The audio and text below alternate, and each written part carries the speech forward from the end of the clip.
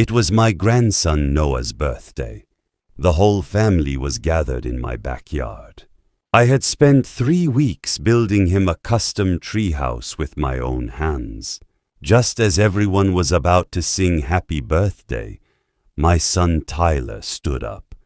He looked me straight in the eyes. "Dad, after today, don't come around anymore." The backyard went silent.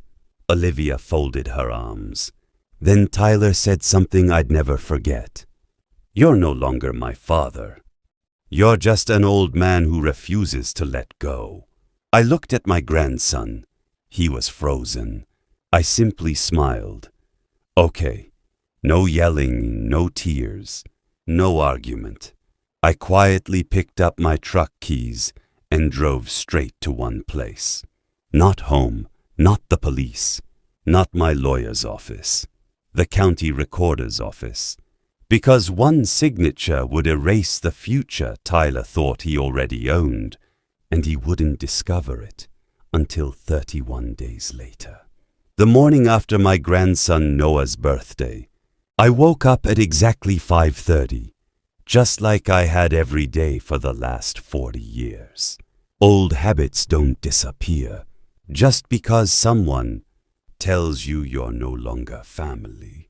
I made a cup of black coffee and sat on my back porch. The treehouse I'd spent 3 weeks building for Noah stood across the yard. Yesterday, he'd hugged me so tightly before the party. "Grandpa, can we sleep up there next weekend?" I'd smiled. "Absolutely, buddy." Neither of us knew there wouldn't be a next weekend.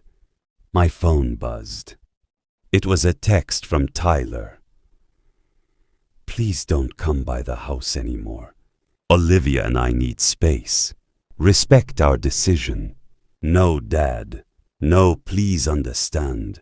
Just a message. I stared at it for nearly a minute. Then I typed only 2 words. "I understand." I didn't send another message. Instead, I stood up, walked into my home office, unlocked an old steel filing cabinet, and pulled out a thick blue folder. Across the tab, in faded black ink, were 3 words. Brooks Land Holdings. Most people thought I retired 5 years ago. That wasn't exactly true. I'd stepped away from running the company, but I'd never given away ownership. Not the land, not the warehouses, not the rental buildings, not the rights that generated income every single month. Tyler had always assumed one day it would all become his. I had never promised that. He had simply assumed it. I placed the folder into a leather briefcase, then drove downtown. Not to my attorney, not yet. My first stop was somewhere Tyler had completely forgotten existed, the county property records office. As I stepped inside, the clerk looked up and smiled. "Mr. Brooks, haven't seen you in years." Smiled back. "I think it's time to update a few things." She had no idea those few things would change my son's entire future. The clerk disappeared into the back room while I waited. 10 years ago, I knew everyone in this building. Back then, I was the guy people called whenever a local business wanted to buy land or expand. Now most people just saw another gray-haired old man holding a briefcase. A few minutes later, the clerk returned with a stack of property records. "Everything still under Brooks Holdings?" she asked. "For now," I replied. She smiled. "Your son taking over yet?" I looked down at the papers. "No, he thinks he already has." She laughed, assuming I was joking. I wasn't. As she printed a few forms, my phone rang. "Tyler." I let it ring. 30 seconds later, another call, then another. Finally, a voicemail appeared. "Dad, Olivia thinks it's best if you don't contact Noah for a while. He's confused after yesterday. Please don't make this harder. I played it twice. Not because it hurt, because I wanted to remember the exact words. Don't contact Noah. That wasn't a request. It was punishment. For what? For loving my grandson too much. I quietly locked my phone. Across the room, the clerk called my name. Everything's ready. She slid the paperwork across the counter. Just your signature. I picked up the pen, then stopped. Instead, I folded the papers and placed them back into my briefcase. Not today, I said. She looked surprised. You changed your mind? I smiled. No. I just realized someone else needs to witness this. An hour later, I parked outside Whitmore and Hale, the law firm that had handled every major decision of my life for nearly 30 years. The receptionist looked up and smiled. Mr. Brooks, Miss Whitmore is in a meeting. Tell Grace it's Michael. She'll understand. Less than 60 seconds later, the office door flew open. Grace Whitmore walked out herself. She looked at my face for only a second, then asked quietly, "What happened?" I answered with 6 words. My son fired me from his life. Grace didn't say a word. She simply held the door open. Come in.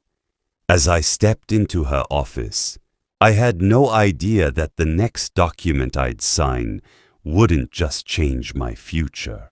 It would expose a secret I'd kept from Tyler for over 25 years.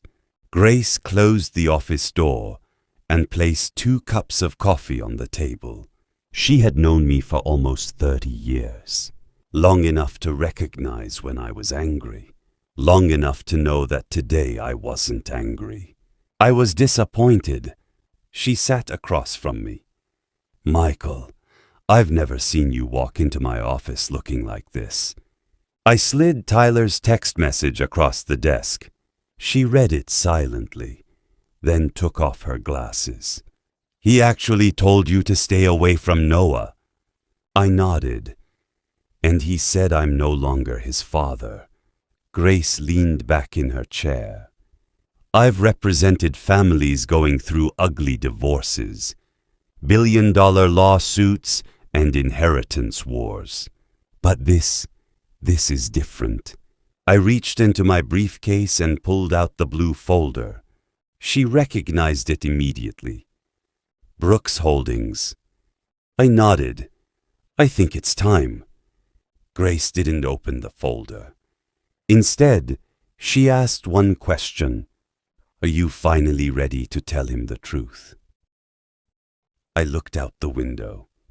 Downtown looked exactly the same as it had 25 years ago. Back then, Tyler was just 10 years old. He used to ride around construction sites wearing a tiny yellow hard hat. He'd tell everyone, "One day I'm gonna run my dad's company." I believed him, so I built everything with him in mind. Every warehouse, every rental building, every acre of land. Not for me, for him. But there was one thing I'd never told anyone except Grace. Not even my late wife knew. Grace slowly opened the blue folder. Inside wasn't just property paperwork. There was another envelope, old, yellowed with age. Across the front, in my handwriting, were 7 words. Open only if Tyler abandons me. Grace looked at me in complete silence. You actually wrote this? I did. When? The night my wife died. 26 years earlier. Grace slowly placed the envelope back on the desk. I prayed I'd never have to open this. So did I. Just then, the receptionist knocked on the door. Miss Whitmore, There's a man outside asking for Mr. Brooks. Grace frowned. Who is it? The receptionist hesitated. It's Tyler. He says this can't wait. I looked at Grace, then calmly smiled. Let him wait. Because for the first time in his life, my son was about to learn that not every door opens just because he knocks. Tyler waited in the reception area for almost 40 minutes. The receptionist offered him coffee twice. He refused both times. Every few minutes he'd glance toward Grace's office, tapping his foot like he had somewhere more important to be. Grace looked at me. Do you want me to send him away? Shook my head. No, let him wonder. Another 15 minutes passed. Finally I stood up. Now, Grace opened the office door. Tyler turned the moment he saw me. Dad, his voice was different, softer, not because he was sorry, because he needed something. I've been calling you. I noticed. Can we talk? I nodded toward the conference room. He walked in first. The moment the door closed, he forced a smile. Look, about yesterday. I stayed silent. He cleared his throat. Olivia was upset. Ryan's parents were there. They were putting pressure on everyone. I just needed you to stay away for a while. I looked him straight in the eyes. So you meant what you said? Tyler looked away. Didn't mean it like that. You said I wasn't your father anymore. I was angry. No, I calmly replied. You are honest. The room fell silent. For nearly 20 seconds, neither of us spoke. Then Tyler reached into his backpack. I actually came because I need a favor. Of course, a favor. He slid a folder across the table. Inside were blueprints, financial projections, bank documents. I'm buying a commercial property downtown. The bank approved most of the loan, but they want one more signature. I already knew where this was going. They want yours. He nodded. It's just a guarantee. No risk. I'll refinance in a year. Slowly closed the folder. No. He blinked. What? I said no. Dad, this is just business. No. You've signed for me before. Not anymore. His face hardened. So you're punishing me? Smiled politely. No, Tyler, I'm respecting your decision. You said I wasn't your father. A stranger has no reason to guarantee another stranger's debt. For the first time, he had no answer. He grabbed the folder. You know what? Forget it. I'll figure it out myself. I hope you do. He stormed toward the door, then stopped. Without turning around, he said, You'll regret this. The door slammed. Grace, who had heard everything through the partially open doorway, slowly walked in. Do you think he'll come back? I looked at the empty chair across from me. Oh, he'll come back. But not because he misses me, because the bank is only the beginning. I opened the blue folder again. This time Grace noticed something she'd somehow overlooked. Hidden behind the property records was a second file labeled Brooks Construction, Majority Ownership Certificate.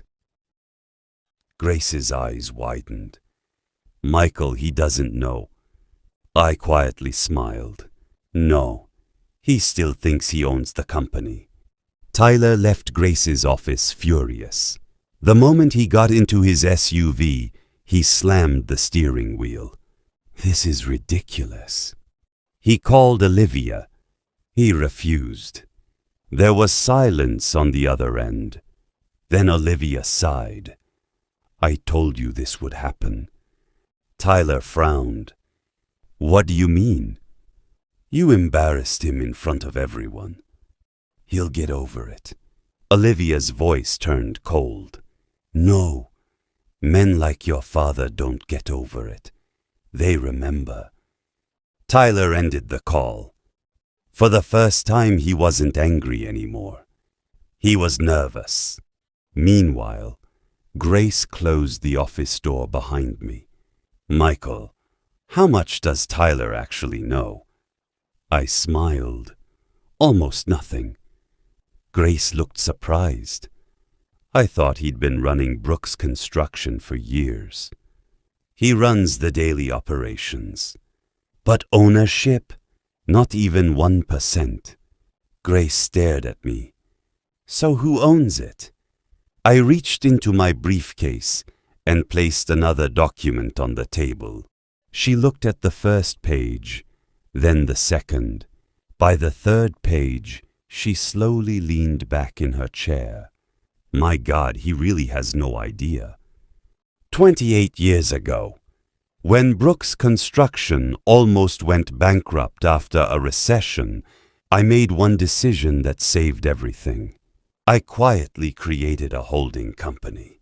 Every piece of land, every warehouse, every machine, every patent, every major contract was transferred into that company. Legally, carefully, completely. Brooks Construction looked successful from the outside, but it didn't actually own its biggest assets. The holding company did, and I was the only shareholder. Tyler spent years believing he was building his future. He never realized he was managing mine. Grace folded her hands. So if you decide to walk away, the company loses everything overnight. I nodded. The buildings, the equipment, the land, even the headquarters. Grace whispered, Tyler will think the company has been stolen. No, I said calmly. It was never his to begin with. Just then, Grace's assistant rushed into the office without knocking. Ms. Whitmore, you need to see this. She handed Grace a printed email. Grace read the first line, then looked at me. Michael, you were right. I raised an eyebrow. What happened? She slowly turned the paper toward me. It was from Tyler's bank. Loan application denied. Reason: applicant does not own the assets listed as collateral. I smiled for the first time that day. The truth had finally started catching up with him. Tyler read the bank's email 3 times. There had to be a mistake.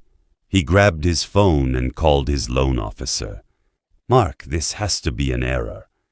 The man on the other end sounded uncomfortable. I wish it was Tyler. But our legal department verified everything this morning. You don't legally own the buildings. You don't own the land. And according to public records, you've never owned them. Tyler's face turned pale. It's impossible. I've been running Brooks Construction for 8 years. I know, but managing a company and owning it are 2 very different things. The call ended. For the first time in his life, Tyler realized he had confused control with ownership. That evening, he drove straight to company headquarters. Employees greeted him like always. Morning, Mr. Brooks. He forced a smile, then headed directly to the accounting department. Linda, the 60-year-old accountant, looked up. She had worked beside my late wife before Tyler had even finished high school. Yes? I need every ownership document we have. Linda frowned. What kind of documents? Everything. Property deeds, share certificates, corporate ownership. She didn't move. Instead, she quietly asked, Did your father send you? Tyler's expression changed. What does my father have to do with this? Linda slowly closed the folder she'd been working on. More than you realize. Tyler slammed his hand on the desk. I'm the CEO. I'm asking for company records. Linda remained calm. No, you're the operating president. The ownership files require authorization from Michael Brooks. Silence. The office suddenly felt much smaller. Employees nearby had stopped typing. Nobody looked up, but everyone was listening. Tyler lowered his voice. Linda, I've worked here since I was 22. I know. My father always said this company would be mine. Linda sighed. Your father said many things, but he also told me one thing I'll never forget. She opened a locked drawer. Inside was a small sealed envelope. Across the front, in my handwriting, were the words, "Give this to Tyler only, if he ever forgets the difference between earning something and expecting it." Tyler stared at the envelope. His hands trembled. When did he leave that? Linda looked him straight in the eye. 17 years ago. Tyler couldn't believe it. 17 years. My father had planned for this. Outside the accounting office, whispers began spreading through the building. For the first time, the employees weren't asking, "What happened to Michael?" They were asking, "What did Tyler do?" And Tyler had no answer. Tyler didn't open the envelope. Not there. Not with 20 employees pretending they weren't watching him. He shoved it into his briefcase and walked straight to his office. The moment the door closed, he locked it. His hands were shaking. For the first time since he'd taken over Brooks Construction, he felt like he didn't belong in his own office. He slowly broke the seal. Inside there was only one page. No legal language. No threats. Just my handwriting. Tyler, if you're reading this, it means you've started believing this company belongs to you instead of the people who built it. Ownership isn't something a father gives. It's something a son earns. The day you begin confusing respect with entitlement, you'll lose both. If you ever reach this letter, don't come looking for the buildings. Come looking for yourself. Dad. Tyler read it twice, then a third time. He crumpled the paper. This is ridiculous. His phone buzzed. Olivia. Did the bank fix everything? No. What do you mean, no? They say I don't own anything. Silence. Then Olivia asked the question Tyler had been avoiding. Have you talked to your dad? He caused this. No, she replied quietly. I think you caused this. Tyler's face hardened. You've changed. No, I've just started paying attention. She hung up. That afternoon, Tyler called an emergency board meeting. 6 board members sat around the long oak table. Most of them had worked beside me for over 30 years. Tyler walked in confidently. I need everyone's support. We're restructuring ownership. No one spoke. Finally, the oldest board member, Frank Donovan, folded his glasses and looked directly at Tyler. Before we discuss restructuring, I have a question. Tyler nodded. Where's your father? He retired. Frank didn't blink. I didn't ask if he retired. I asked where he is. Tyler sighed. We're not speaking. The room fell silent.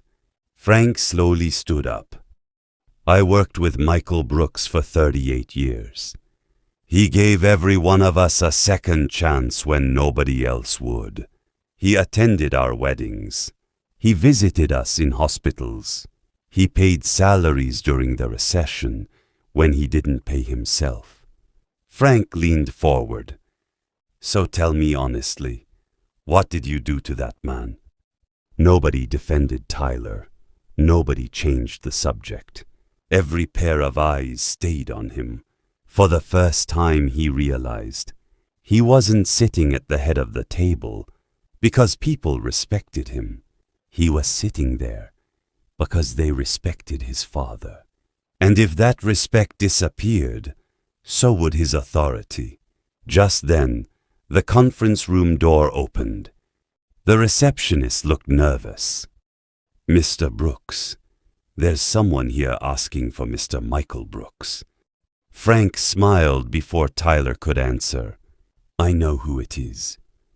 Tyler frowned. Who? Frank looked toward the doorway. The biggest client this company has ever had, and he refuses to do business with anyone except your father. The conference room door slowly opened. Standing there was a tall man in his late 60s, dark navy suit, silver hair, confident posture.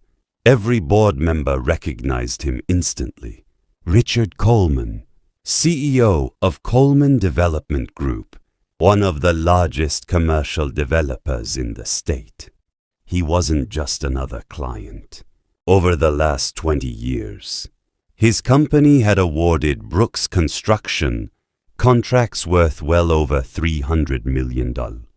Richard looked around the room, then asked only one question. Where's Michael? Nobody answered. Tyler forced a smile.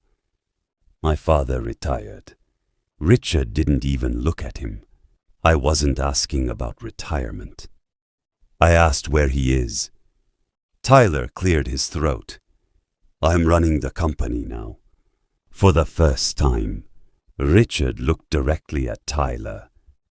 I know. And that's exactly why I'm here. The room fell silent. Richard placed a thick black folder on the conference table. Inside was the proposal for the biggest project Brooks Construction had ever been offered. A new medical campus. 5 years of work. Hundreds of employees. A contract worth nearly $140 million. Tyler's eyes lit up. Richard gently closed the folder again. I came to hand this to Michael Brooks. Not Brooks Construction. Michael. Tyler leaned forward. I'm the CEO now. Richard smiled politely. Titles don't build trust. People do. Then he turned toward the board. I've done business with Michael for 23 years. Do you know how many contracts we've taken to court? Nobody answered. Richard did. 0. Do you know how many times he missed a deadline? 0. And do you know how many times he broke his word? Again, silence. Richard looked back at Tyler. I don't sign contracts with companies. I sign them with people. And the man I trusted isn't sitting in this room. Tyler felt every eye in the room turn toward him. He tried one last time. If you give me a chance. Richard interrupted him. Chance? He reached into his jacket and pulled out his phone. On the screen was a photo, me, standing beside Richard 15 years earlier, covered in mud, after working through a flood to save a hospital foundation project. Richard smiled at the picture. Your father worked 36 straight hours without going home. When I offered him a bonus, he refused. He said, my word is already in the contract. I don't charge extra for keeping it. Richard slipped the phone back into his pocket. That's the man I came to see. He picked up the $140 million proposal, turned around, and walked toward the door. Before leaving, he stopped. Without looking back, he quietly said, "Tyler, businesses fail because of bad decisions. Families fail because of bad character. Don't confuse the two." The door closed. No one spoke. Tyler looked around the boardroom. Not a single board member met his eyes. For the first time, he realized he hadn't just lost a contract. He had started losing the respect his father had spent 40 years earning. 3 days later, my phone rang. It was Richard Coleman. "Michael, I need to ask you something." Smiled. "Go ahead. Is there any chance you'd come back?" I looked out at the lake behind my house. For the first time in years, I wasn't thinking about work. I was thinking about peace. "Don't know." Richard stayed quiet for a moment. Then he said, "I've already canceled the project. It won't move forward without you." I thanked him and ended the call. Across town, Tyler's office was falling apart. Another client had postponed negotiations. 2 senior project managers had submitted their resignations, and rumors were spreading faster than facts. Employees weren't asking if Michael was coming back anymore. They were asking, should we start looking for other jobs? Late that afternoon, someone knocked on Tyler's office door. It was Frank Donovan. He quietly closed the door behind him. "Sit down." Tyler frowned. "I'd rather stand." Frank nodded. "Suit yourself." He placed a small notebook on the desk. Tyler recognized it immediately. It was my old leather notebook, the one I carried to every construction site. "Your father asked me to give you this, only if you ever stopped listening to him." Tyler slowly opened it. Every page was filled with handwritten notes, not about money, not about profits, about people. One page read, "Never hire a man because he's cheap. Hire him because you'll trust him with your family's name." Another said, "The day your employees become afraid to tell you the truth, your company has already started dying." Then Tyler reached the final page. There was only one sentence, written years earlier. "If my son ever values ownership more than relationships, he isn't ready to own anything." Tyler stared at the words. For the first time, he remembered something he'd completely forgotten. When he was 12 years old, I'd taken him to his first construction site. He'd accidentally broken an expensive survey instrument. He'd started crying, certain I'd yell at him. Instead, I'd put my hand on his shoulder and said, "Son, tools can be replaced. People can't. Always remember that." Tyler closed the notebook. His eyes filled with tears, not because he'd lost a loan, not because he'd lost a client, but because for the first time, he realized he hadn't lost his business. He had lost his father long before that birthday party, and for the first time, he wasn't sure if he could ever earn him back. That night, Tyler sat alone in his office long after everyone had gone home. The building was silent. For the first time in years, he noticed my old office across the hallway. The door was still closed. No one had touched it since the day I retired. Slowly, he walked over and turned the handle. It wasn't locked. Inside, everything looked exactly the way I'd left it. The same oak desk, the same faded leather chair, the framed photo of me, Tyler, and his mother standing beside our very first dump truck. Tyler picked up the picture. I remember this day. He whispered. He was only 8 years old. He'd fallen asleep in the truck on the drive home. I'd carried him inside without waking him. A single tear rolled down his cheek. Then he heard footsteps behind him. It was Linda. She smiled sadly. I wondered how long it would take before you came in here. Tyler wiped his eyes. I thought Dad left because he wanted to retire. Linda slowly shook her head. No, he left because he believed you'd be ready. Tyler looked around the room. So why didn't he ever tell me about the holding company? Linda didn't answer immediately. Instead, she walked over to the bookshelf, reached behind a row of old construction manuals, and pulled out a dusty wooden box.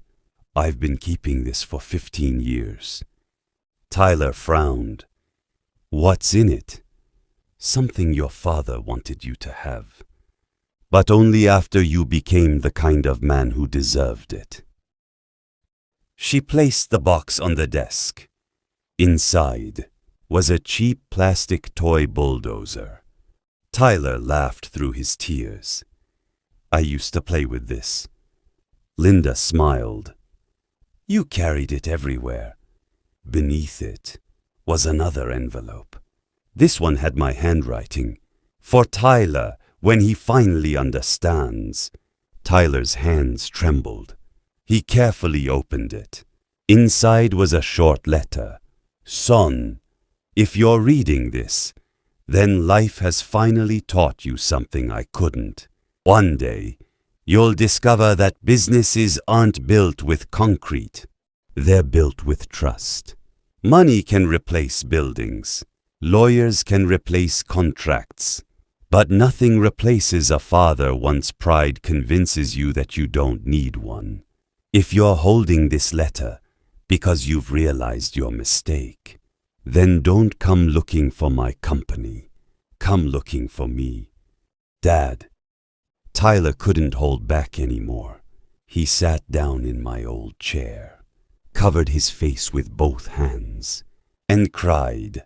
Not because he'd lost millions, not because he'd lost the biggest contract in company history, but because he finally understood the one thing I'd been trying to teach him his entire life. Outside the office window, a black SUV slowly pulled into the parking lot. Linda looked outside, then quietly smiled. Tyler noticed. Who's that? Linda looked back at him and said, Someone your father asked to come, if this day ever arrived.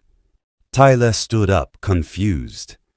As the SUV door opened, a familiar figure stepped out, and Tyler's heart stopped. Tyler hurried outside. The black SUV came to a stop beside the front entrance. The driver's door opened first. Then the rear door. An older man stepped out, wearing a navy windbreaker and faded blue jeans. Tyler froze. Uncle Jack? Jack Brooks, my younger brother, the man Tyler hadn't seen in almost 15 years. Jack walked up the steps without smiling. He looked Tyler up and down. You've grown older, but not wiser. Tyler swallowed hard.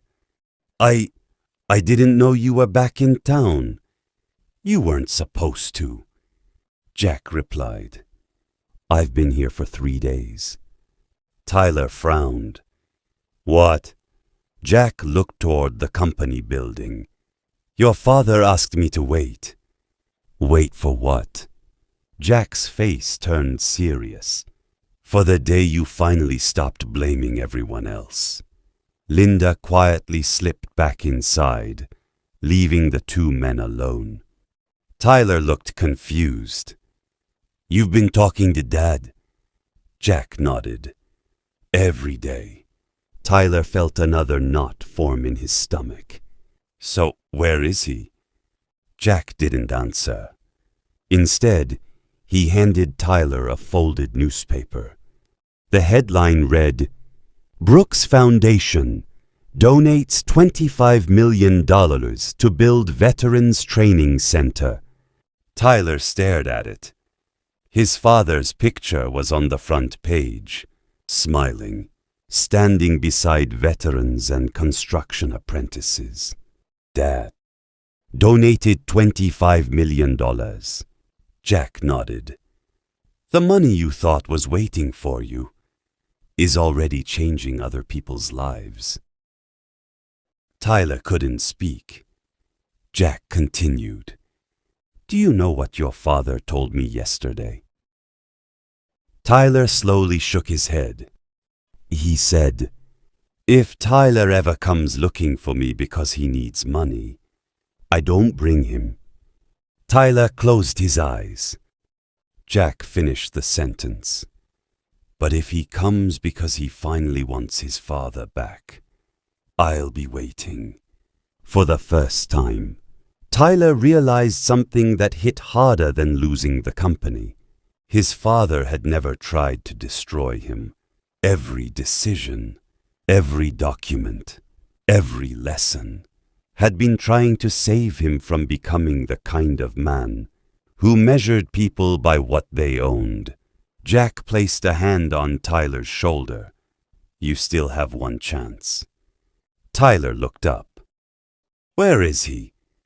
Jack smiled for the first time. "Tomorrow morning, 6 o'clock. The old fishing dock on Lake Ashton. The same place he taught you how to cast a fishing line when you were 9. Tyler's eyes filled with tears. He remembered. The dock, the sunrise, his father's laugh. Jack turned to leave, then stopped. Without looking back, he said, "Don't be late, Tyler. Some opportunities only come once." Tyler stood there, holding the newspaper in one hand and his father's letter in the other. For the first time in years, he wasn't thinking about the company. He was thinking about what he was about to say if his father gave him the chance. The next morning, at exactly 5:57 a.m., Tyler pulled into the parking lot beside Lake Ashton. The sky was still painted in shades of blue and orange. The old wooden dock hadn't changed. Neither had the small green fishing boat tied to the end of it. And sitting there, with a fishing rod in his hands, was me. I didn't turn around. I already knew he'd come. Tyler slowly walked across the dock. Every step felt heavier than the last. When he finally stopped beside me, neither of us spoke. The only sound was the water gently hitting the wooden posts. After almost a full minute, I cast my fishing line into the lake. Without looking at him, I said, "You remember what bait works best here?" Tyler gave a weak smile. "Worms." He nodded. "You remembered." Another long silence. Finally, Tyler took a deep breath. "I'm sorry. I kept watching the water. I know." He blinked. "You know?" "I knew you'd say that one day." His voice cracked. "Dad, I was selfish. I let pride get in the way. I chose people who never truly cared about me, over the man who spent his whole life caring for me." I slowly reeled in the fishing line. Still no fish. Then I looked at him for the first time. He looked exhausted.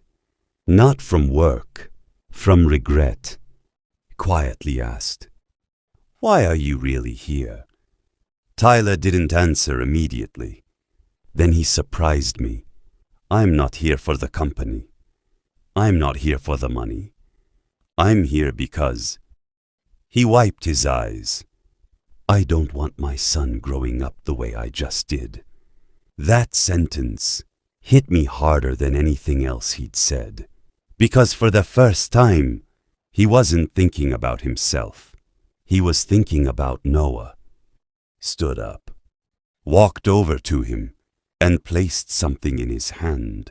It wasn't a company document. It wasn't a property deed.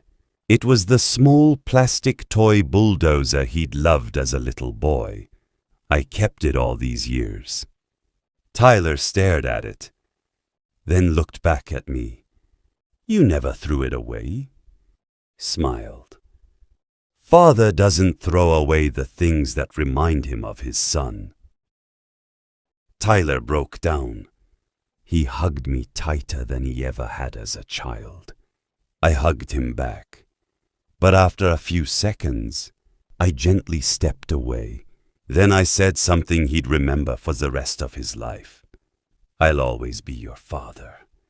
But trust isn't inherited, son. It's rebuilt, one honest choice at a time. Tyler nodded. I understand.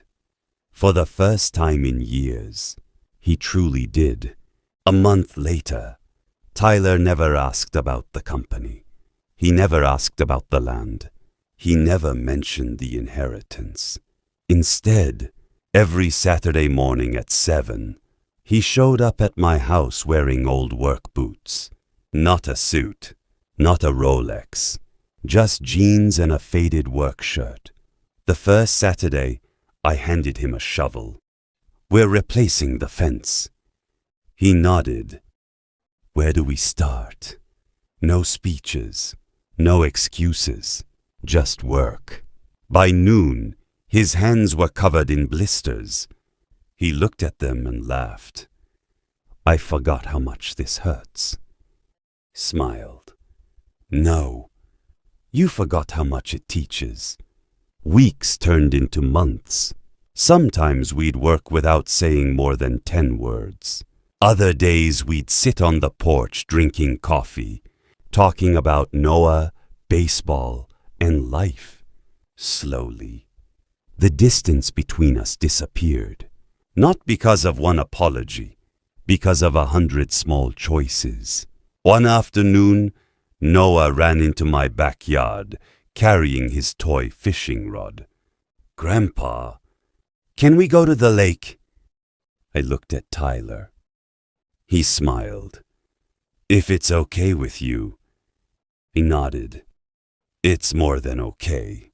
As we walked toward the truck, Noah grabbed both of our hands, one in each of his. He didn't even realize what he'd done, but Tyler did. He quietly whispered, "Thank you." Smiled. No, thank you for coming back. 6 months later, Grace called. Michael, I have the revised ownership papers ready. I looked across the workshop. Tyler was teaching Noah how to measure a piece of lumber. Patient, calm, exactly the way I'd once taught him. Smiled. Keep them. Grace sounded confused. You don't want to sign them? Not yet. Why? Because I'm not measuring him by one apology. I'm measuring him by the man he keeps becoming. 2 years later, I finally signed one last document, not because Tyler was my son, but because he had earned it. The company became his, not as a gift, as a responsibility. On the day we signed the papers, Tyler looked at me and said, I used to think you were leaving me an empire. He smiled through tears. But you were trying to leave me something much more valuable. I asked, What's that? He looked at Noah, who was running through the workshop, wearing a tiny yellow hard hat. Then he answered, The kind of character that's worthy of an empire. Smiled. Now you understand. If there's one lesson I've learned after nearly 70 years, it's this. Children don't stop needing their parents when they grow up. Sometimes they just don't realize it until life humbles them, and the greatest inheritance a father can leave behind isn't money, it isn't land, it isn't a company. It's the kind of character that money can never buy. The end.